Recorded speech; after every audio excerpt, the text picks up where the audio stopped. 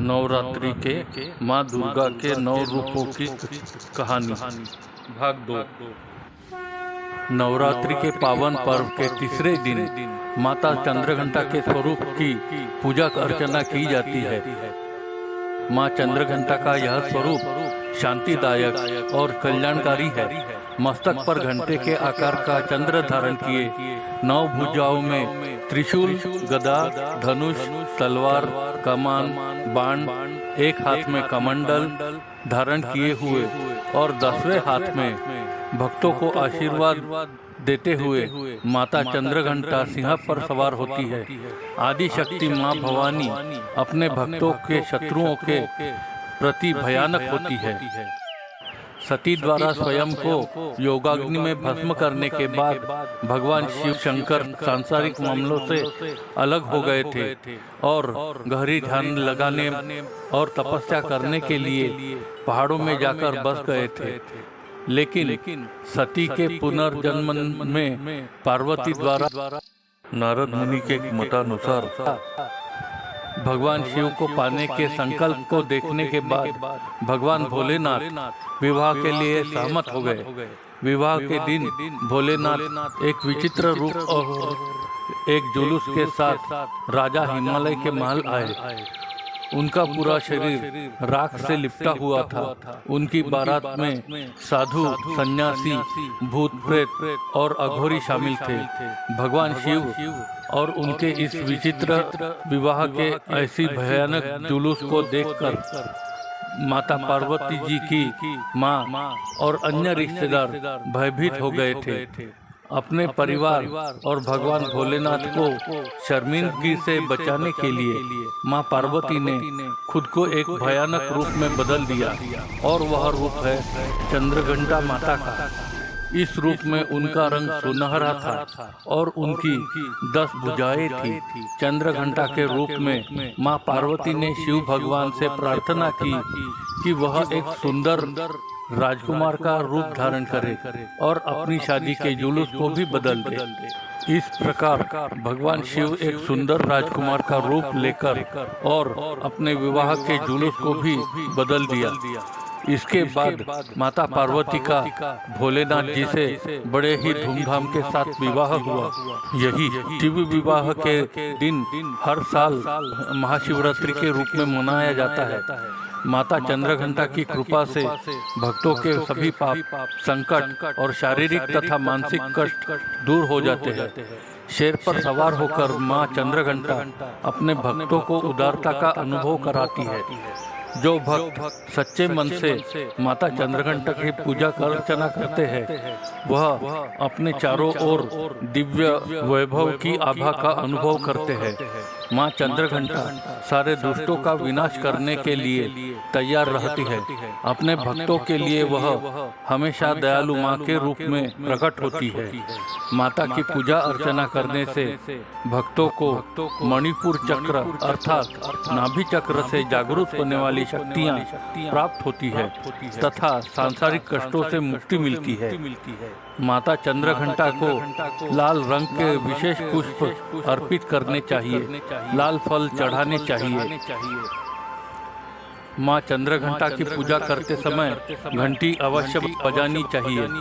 माता को दूध या दूध से बनी चीजों का भोग अर्पित करना चाहिए। मखाने की खीर के भोग से माता अति प्रसन्न होती है।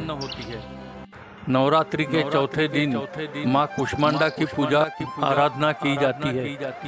माता कुष्मांडा की 8 भुजाएं हैं। माता के 7 हाथों में कमंडल, धनुष, बाण, कमल पुष्प, अमृत कलश, चक्र और गदा है। वही माता के 8वें हाथ में सभी निधियां और सिद्धियां देने वाली रुद्राक्ष की माला है। कुष्मांडा माँ शेर की सवारी करती है जो भक्तों को निर्भयता का आभास कराती है। माँ कुष्मांडा की पूजा करने से सभी प्रकार के सुखों की प्राप्ति होती है। कुष्मांडा का अर्थ है ऊर्जा का एक पवित्र गोला, ऐसा गोला जिसने ब्रह्मांड की रचना की है। जी हाँ दोस्तों, ऐसा कहा जाता है कि जब सृष्टि का अस्तित्व नहीं था और चारों तरफ अंधेरा ही अंधेरा छाया था। तब एक छोटे से ऊर्जा के गोले ने जन्म लिया। वह ऊर्जा का गोला देखते ही देखते चारों ओर प्रकाशित होने लगा। फिर उस गोले ने एक नारी का रूप लिया। वह नारी आदि स्वरूपा आदि शक्ति माँ कुष्मांडा है। इनका निवास स्थान सूर्य मंडल के भीतरी लोक में है, जहाँ निवास करने की क्षमता और किसी भी देवी देवता में नहीं है। यहाँ निवास करते हुए माता सभी प्राणियों को ऊर्जा प्रदान करती है। सृष्टि की रचना और इसके पालन के लिए माता कुष्मांडा ने सबसे पहले 3 प्राणियों की रचना की। यह तीनों सर्वोच्च देवियाँ थी। माता ने अपनी बाई आँख से एक आतंककारी रूप बनाया जिसका नाम महाकाली है। अपने माथे पर उपस्थित आँख से उन्होंने दूसरा रूप बनाया जिसका नाम उन्होंने महालक्ष्मी रखा है। इसके बाद माता ने अपनी दाहिनी आँख से तीसरा रूप बनाया जो बहुत दयालु था, जिसका नाम उन्होंने महासरस्वती रखा। माता कुष्मांडा के तेज के द्वारा माँ काली के शरीर से एक नर और एक नारी ने जन्म लिया। नर को भगवान शिव का नाम दिया गया और वही नारी को सरस्वती का नाम दिया गया। अब माँ कुष्मांडा की शक्ति और महालक्ष्मी माता के शरीर से एक नर और नारी ने जन्म लिया। नर को ब्रह्मा नाम दिया गया और नारी का नाम लक्ष्मी रखा गया। इसी प्रकार माता कुष्मांडा की शक्ति और माँ सरस्वती के शरीर से जो नर और नारी उत्पन्न हुए उनका नाम विष्णु और शक्ति रखा गया। माता कुष्मांडा ने भगवान शिव को शक्ति, ब्रह्मा जी को माँ सरस्वती और विष्णु जी को लक्ष्मी पत्नी के रूप में प्रदान किए। इसके बाद माता कुष्मांडा ने स्वयं एक शक्ति और दिव्य ऊर्जा के रूप में सूर्य में प्रवेश किया। माता की पूजा अर्चना करने से भक्तों को समृद्धि, शक्तियाँ, सुख और मोक्ष प्राप्त होता है। माता अपने भक्तों की बीमारियाँ और परेशानियाँ उनके सभी कष्टों के साथ ही नष्ट कर देती है।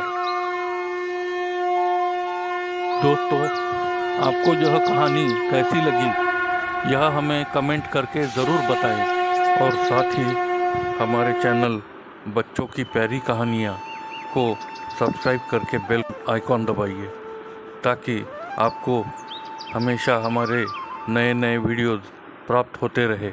धन्यवाद।